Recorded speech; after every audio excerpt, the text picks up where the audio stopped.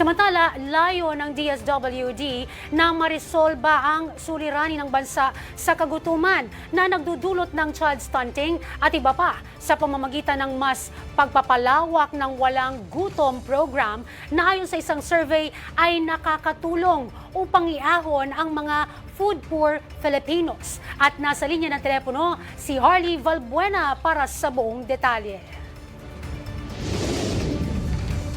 Yes, Harley. Yes, ay, patuloy nga pinaiigting ng Administrasyong Marcos Jr. ang walang gutom program.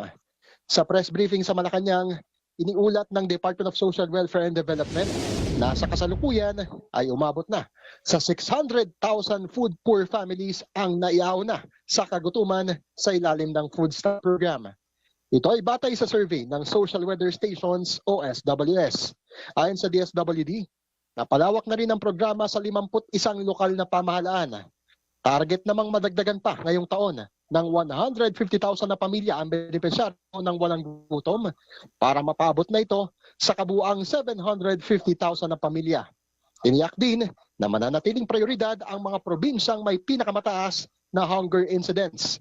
Bukod sa layuning maitaas ang productivity sa bawat pamilya, layunin din itong maresolba ang ibang problema tulad ng child stunting. Sa ngayon ay 14 billion pesos na mula sa kabuuang 42 billion pesos na alokasyon mula sa Official Development Assistance ang nailabas na para sa walang gutom program. Pinag-aaralan din ng DSWD kung papaano iaakma ang kasalukuyang halaga ng food credits sa tumataas na inflation rate.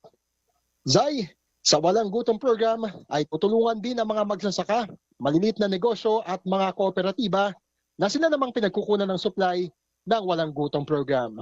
Zay?